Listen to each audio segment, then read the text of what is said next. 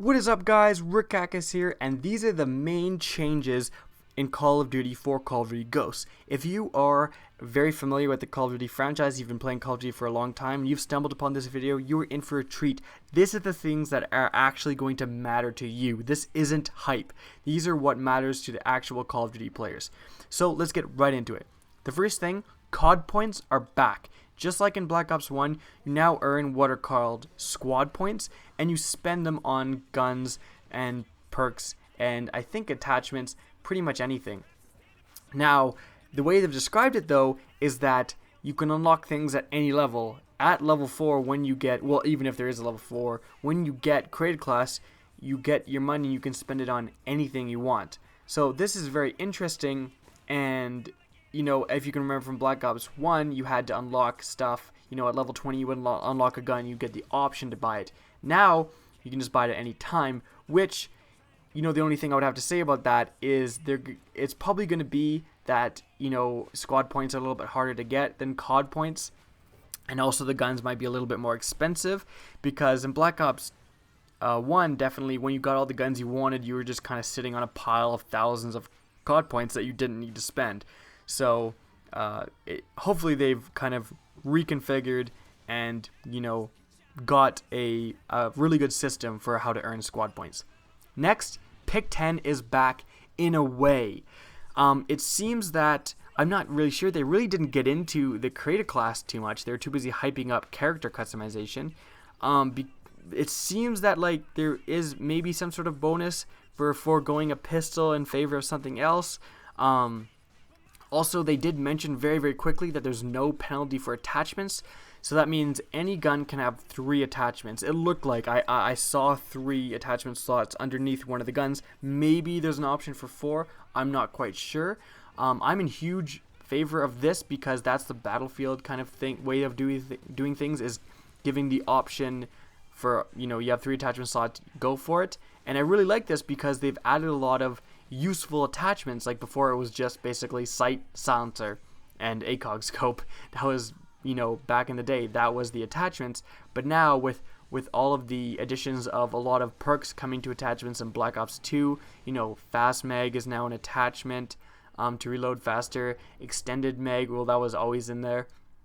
But steady aim coming in the form of laser sight. So those are very, very useful, and you know, that I think that's going to be awesome, is giving everyone 3 attachment slots. So it matters what, you know, slots you pick.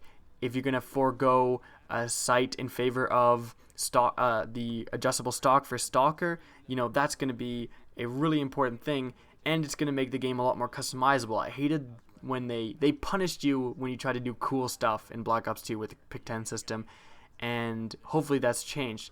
Another very, very interesting thing is that now perks are weighted. So there's a perk in the game that costs 5 points, and there's others that cost 1. I think they said you can have 8. You have 8 points to spend on perks. So you can have a lot of small perks or a few of the big ones, which is interesting. However, it is concerning, like, who is deciding what the weight of the perks are, because a perk that could be only worth 1 should be worth maybe 3, and vice versa. Remember, although these people made the game, these are the same people responsible for making the preset classes that come before, that you have to pick from before you reach the created class level. So, you know, those are often pretty terrible. So if the same people coming up with those are deciding what perks are worth, there could be some problems. Next, gun damage seemed to be increased. I'm a huge fan of this. I really thought, you know, after they took out stopping power after Modern Warfare 2, the guns just got monumentally weaker. You know, assault rifles with stopping power used to be 2 hit kills up close, and they would keep the SMGs in check. Once they took out stopping power, basically the fast firing guns just became way overpowered, and SMGs have been pretty overpowered in every game since. There's not really been much to keep them in check.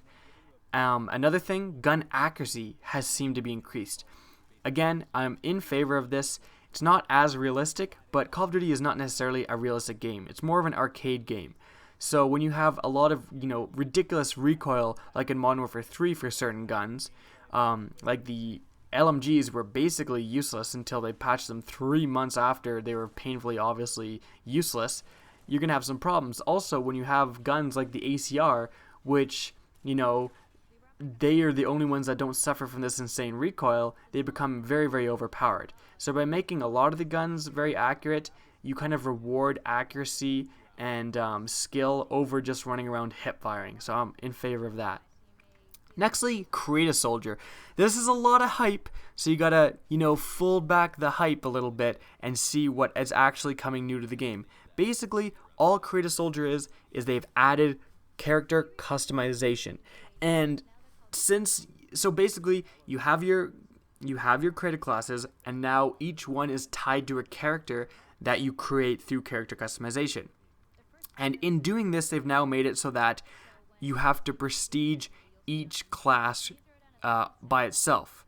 So it's basically like if you're using custom class 1 constantly, you prestige custom class 1. Do you know what I mean? Now, basically, since I've just tied it to a character, that's all they're doing. You prestige each character individually, and you have 10 characters. It's really not that. They kind of try to make it seem like a big deal. It's really not that big a deal. You basically each class has its own prestige, is all it is. Next, support, specialist, and assault are back as killstreaks or as packages, I suppose. And kind of in favor of this. When you use like a shotgun or something, you're kind of dying a lot. Some tactics, you can do very well and you can help out with the objective a lot, but you end up dying a lot, so you can't really get those high kill streaks. So support, I never hated support. I did hate the stealth bomber in support, and it seems like that's been removed. They did say that, it's kind of a lot more balanced now, so we'll have to see how that goes. And assault and specialist too, we'll have to see how balanced that really is. Next, no death streaks, thank God. Not going to touch any more on that. Next, there's a new class, the DMRs. It seems like the single shot assault rifles and the semi-auto sniper rifles have formed their own class. Like, for example, the M21 EBR, you may remember it from Modern Warfare 3, is now in this DMR class. But also, I saw the SVD from Black Ops 2 in this class as well. I saw it being used with a silencer and iron sights, so that's very interesting. It seems also that they have a lot of these have very limited fire rates. You can't just spam the trigger, so we're going to have to see how that class plays out. And also, are they all going to be semi-auto, or is there going to be some fully auto? Who knows. But it is nice that they're kind of making those guns their own class. Next, the new game types look pretty decent. Cranked looks okay to me, but Search and Rescue, I'm really excited for. Search and Destroy, one of the main problems was when you got sniped across the map or tomahawked across the map, and you're like, well, fuck, there goes my game, right? But now, basically how Search and Rescue works is that when you die, you drop tags. If an enemy picks up your tags, you're out, you're eliminated from the game. If a teammate picks up your tags, you spawn back into the game. So if you get cross-map, no-scoped, your teammates can just pick up your tags and you'll be revived, which is a good thing, and it's going to make everyone play more aggressively, because to eliminate the team, you have to walk over where you killed them. That's going to add a lot of fun to Search and Destroy, I think. Lastly, at the very end, you can see a little snippet, and it's someone who goes and disappears, and it says, enemy has entered teleporter. So, that of itself, I don't really care too much about. It just means that there is some sort of game type where you try to get to a teleporter, you teleport from somewhere to somewhere else across the map, kind of whatever, right?